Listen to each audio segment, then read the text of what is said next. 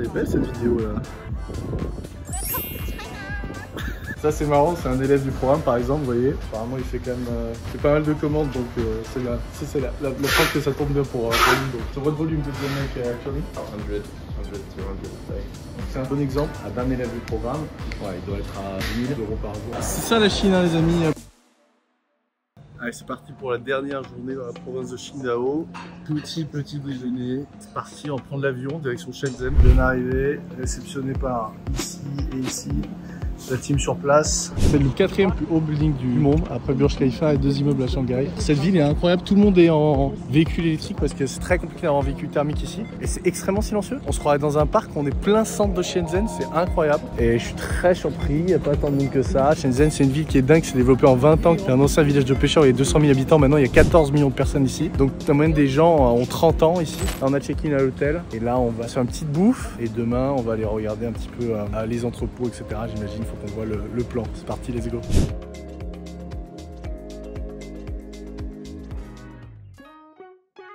Allez, bonjour à tous, j'espère que vous allez bien. Donc c'est dimanche, l'entrepôt est fermé. Donc ce qu'on fait, c'est qu'on visite Shenzhen. C'est ça la Chine, hein, les amis, pour ceux qui se demandent. C'est des malls magnifiques, des gens heureux, de l'autorité, pas de saleté.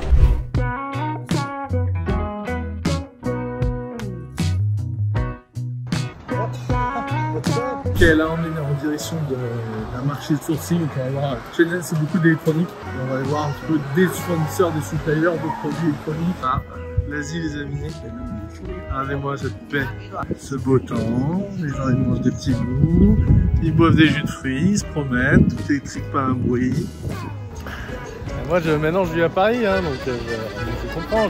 Voilà, je suis français. Allez c'est parti, marché de sourcing, let's go. Là on a du produit un petit peu partout. Et là c'est la guerre, hein, ceux qui sourcent le produit le moins cher. Là il y a vraiment un peu de tout quoi. Donc on retrouve bien des anciens winners. Hein. Anthony c'est retour aux sources là.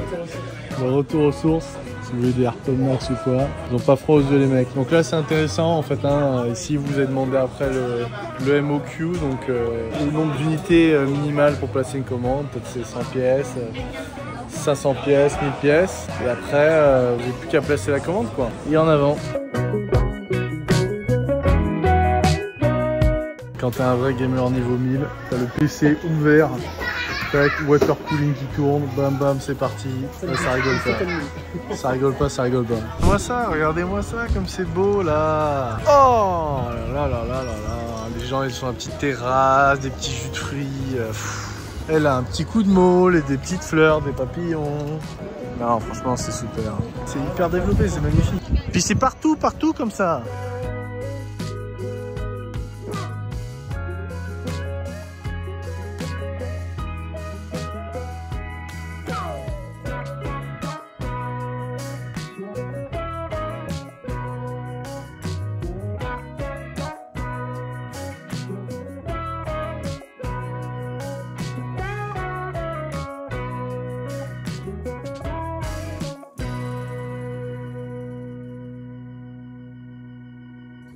Donc là on est dans la Bay Area, Bay Shenzhen, avec la vue donc sur les montagnes en face. Et ces montagnes, qu'est-ce que c'est? C'est Hong Kong.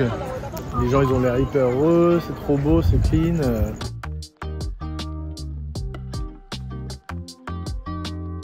en vacances. Les vacances. Ça nous ramène dans quelle époque?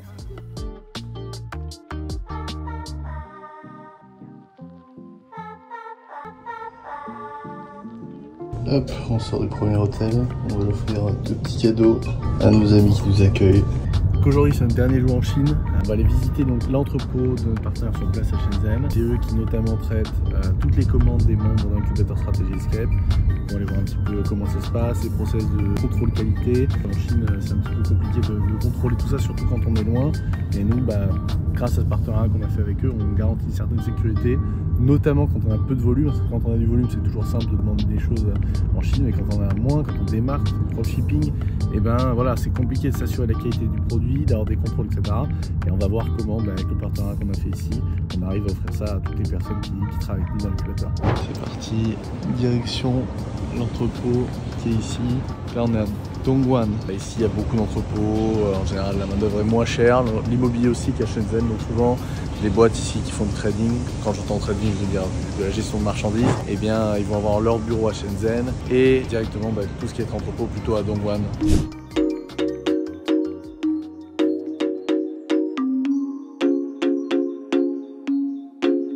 Donc ça c'est un produit qui marche pas mal, vous avez peut-être déjà vu un produit un peu déco, etc. C'est intéressant parce qu'un produit comme ça, on se dit pas qu'il y a tant d'ennuis que ça, mais en fait vous allez l'acheter sur AliExpress ou quoi que ce soit, en fait ça va arriver comme ça. Ici, le souci c'est qu'on se rend compte qu'en fait, s'il y a trop de bulles comme ça, si vous voulez, le liquide descend pas aussi bien et ça fait pas ce beau aspect que vous avez là. Oui, ça ressemble à ça. Et donc en fait, eux ils ont dû chercher plein d'usines différentes pour avoir celui qui fait bien comme il faut, injecter des produits pour qu'il n'y ait pas trop de bulles et du coup il y ait bien assez de flow. Donc vous voyez, un produit comme ça on se dirait qu'il n'y a rien, mais en fait il y a beaucoup de travail derrière sur ce contrôle qualité, etc. Puis après le rembourrage parce que c'est des produits qui sont fragiles.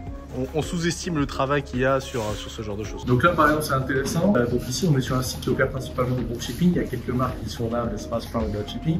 Quand le camion il arrive en fait des différentes usines qui sont partout en Chine qui amènent les produits, en fait on a que quelques unités, parfois demain on démarrer, on fait par exemple 5 commandes, on va faire venir des cartons et des cartons stock dans l'entrepôt. Sinon ils prennent trop de risques parce qu'ils ne savent pas si vous allez faire encore de nouvelles commandes. Donc en fait vous avez des petits packages qui vont arriver un peu comme ça directement, puis eux ils vont venir ouvrir, faire le sécure en fait des produits directement pour qu'on puisse faire la mise en stock, l'expédition et que ça reparte soit aujourd'hui, soit le lendemain chez le client. Enfin, c'est ce qui est intéressant. C'est par exemple ici, on va avoir des fois ce produit-là. On voit que c'est bien, mais le packaging est vraiment tout pourri.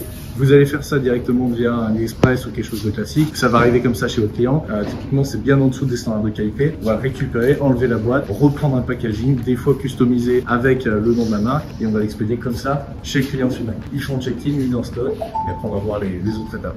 Donc pour exemple ici, donc ça c'est les produits une fois qu'ils ont été préparés et récupérés. Si jamais on voit qu'on a un packaging où on a plein d'écritures chinoises, on va enlever. Si jamais c'est pas assez clean, on va enlever. On va remettre le packaging, on va rajouter une petite étiquette comme ça avec un QR code. Chaque entrepôt a ce qu'on appelle un WMS, donc c'est un Warehouse Management System, un logiciel qui permet de savoir avec ces QR codes où sont placés les produits, parce qu'ici on a 10 000, 15 000 produits différents. Et ici vous avez tous les types de cartons, de toute taille, du packaging plastique, etc. Donc en fonction de ça, on peut packager tout type de commandes par la suite. Ici c'est l'exemple par exemple de produits, vous voyez les vêtements ils sont hyper mal pliés, etc. Même s'ils demandent en fait que ce soit bien plié, à l'usine ils ne font pas forcément. Le label ici il est en chinois, là on a du chinois encore. Ok, on vient changer de sac, replier les vêtements comme il se doit, enlever le label chinois et ensuite ça part directement chez le client en France. Donc là c'est intéressant, ici on a une table pour ce qu'on appelle les QC, donc les contrôles qualité. Donc là on a des produits en fait qui sont électroniques, des produits qui arrivent déjà sous blister dans l'entrepôt. En fait ce qu'on fait ici c'est qu'on ouvre le blister et on va, donc là on n'a qu'une personne parce qu'il n'y a pas beaucoup de volume, mais normalement cette table elle est remplie de personnes.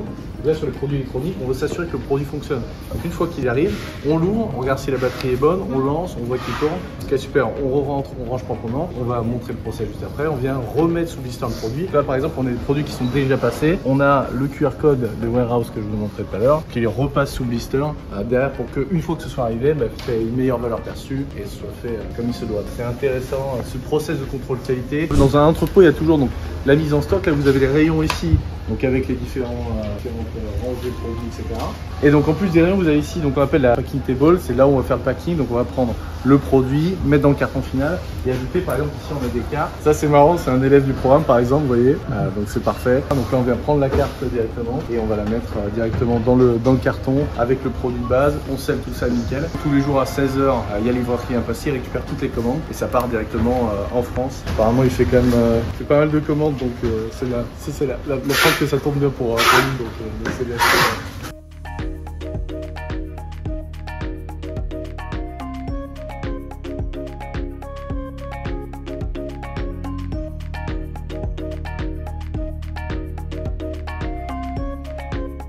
C'est marrant, là on se fait des blagues sur des produits qu'on connaît, qu'on a déjà vu plein de fois, qu'ils ont, donc c'est marrant de les voir.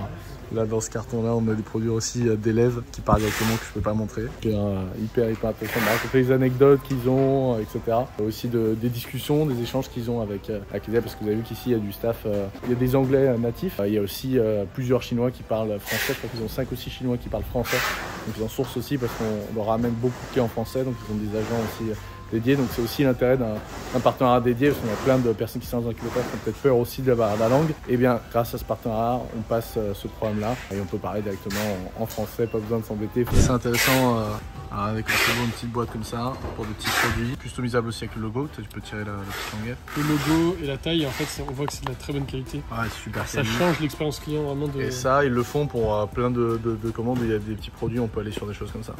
Et par exemple, là, c'est un produit que je viens de choper que je connais, qui est assez connu. Le packaging est juste terrible, quoi. Ouais, ça va pas. Ça, vous recevez ça, c'est terrible.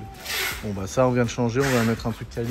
Bah, ça change toute l'expérience client, alors que le produit n'est pas forcément mauvais à l'intérieur. Certains peuvent en douter, mais il y a vraiment des très très bons suppliers. Ils ont un background technique et juste le design, ça va pas, quoi. C'est vraiment horrible. Et vraiment, il ne faut pas se fier d'expérience, je vous dis, au packaging du fournisseur avec la qualité du produit. Ça peut vraiment varier. Nous, là, quand on est allé voir nos usines au début, bah, je vois les autres sacs qui sont terribles. Mais nous, ça va être un petit peu différent. So what volume does they make actually? At the moment, about 50 orders a day for this, but before about 100 to 200 a day. C'est un bon exemple d'un élève du programme. Ouais, il doit être à quelques milliers d'euros par jour, même il a dû faire des pics peut-être un peu en dessous de 10 000. Très probablement. Ça c'est intéressant, c'est l'ancien packaging, donc le produit de base qu'on va affronter évidemment, hein, mais donc c'est le produit de base, et en fait ici l'élève a fait refaire le packaging en rajoutant donc le logo de la marque juste au-dessus. Donc évidemment ça rend beaucoup mieux. On va plus loin ici avec carrément les notices qui ont été mises à jour. Vous savez, une notice par défaut c'est en chinois et en anglais. Ici on vient la refaire en fait avec le nom du produit en anglais. On peut refaire le design de A à Z de la notice en rajoutant des petites images, etc. Donc c'est pour le coup c'est nickel. Carrément après on peut même customiser le produit. Donc là on a carrément l'élève qui a customisé le produit. Donc on est toujours en dropshipping, hein. Donc techniquement c'est du dropshipping parce que ça vient d'un entrepôt en Chine. Mais vous voyez bien qu'encore une fois, quand on fait bien le boulot et qu'on travaille avec les bons acteurs, bah derrière on fait de la super qualité. C'est le modèle qu'on préconise dans la formation, démarrer par nos méthodes marketing. On arrive à aller chercher de la performance directement avec ce genre de produit là, et aussi avec les contacts on va faire de la qualité, les clients reviennent et tout le monde est content, et c'est ce qu'on préconise, c'est notre vision en tout cas de l'e-commerce. Donc là par exemple on va aller chercher les produits d'un élève. Donc ça pareil, c'est encore un autre élève de la formation. Un exemple de packaging d'une petite boîte. Ça c'est un packaging customisé pour un produit d'un élève de la formation. Vous voyez voir, c'est vraiment du carton mat, c'est hyper quali. Vous voyez un peu le look ça, c'est fait moderne, etc. Ici en français l'expérience elle est super, c'est hyper quali. Effectivement, c'est un élève qui tourne pas mal, hein, de ce que je vois. Il va en France et en Allemagne, c'est ça? Ouais. Il y a pas mal d'unités. Ah oui, et puis la bassine est encore pleine derrière. Hein. Et donc voilà, ça tourne bien. Fuck Valentine Days.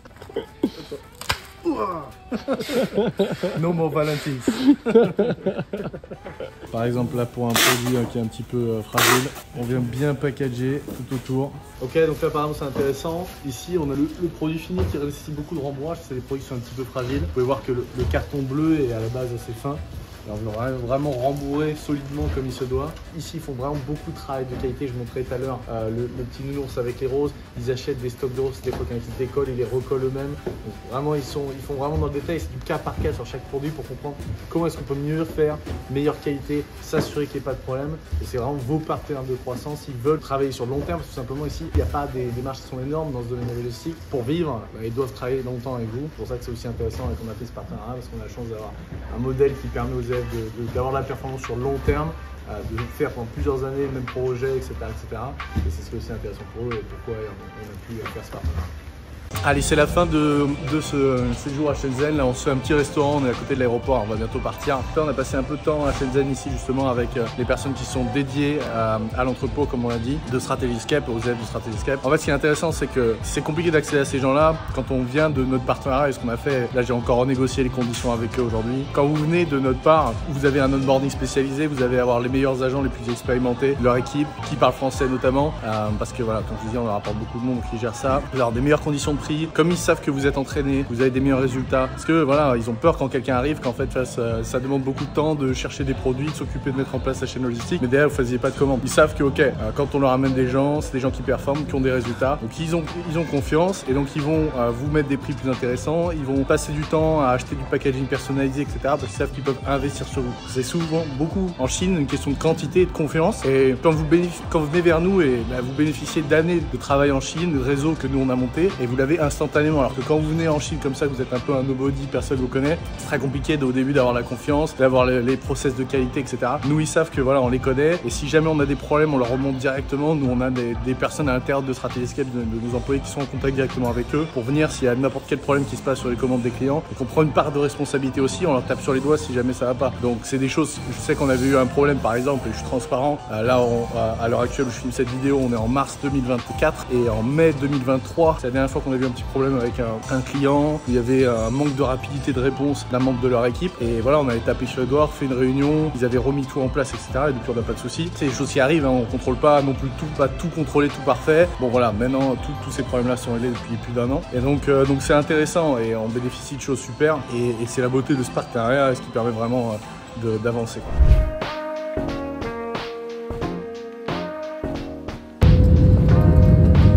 Ok, alors c'est un mois après la fin de ce vlog, mais je me rends compte que j'ai oublié de filmer une vidéo. Donc là, on est dans les bureaux à Paris. Et effectivement, comme vous pouvez voir, il y a plus grand monde. C'est 19h30, on vient de finir la journée. Et je vous remercie d'avoir suivi cette vidéo jusqu'ici. Merci de l'avoir vu. J'espère que c'était intéressant. Je pense que c'était le meilleur vlog qu'on a fait sur la chaîne. Je pense qu'il y avait beaucoup de choses à voir. Je pense que ce monde de l'e-commerce manque de réel, manque de concret. Et nous, on a à cœur de vous montrer davantage ce qu'on fait vraiment. Parce que nous, on est des e-commerçants avant tout. On est passionnés par ce qu'on fait. Et on travaille dur tous les jours pour s'améliorer, pour faire des projets hyper ambitieux, et on a à cœur de vous montrer tout ça. Si ça vous a plu, je vous laisse mettre un petit like. Si vous voulez en savoir plus sur l'e-commerce et la manière avec laquelle on en fait, vous avez un lien qui est juste en dessous de la vidéo.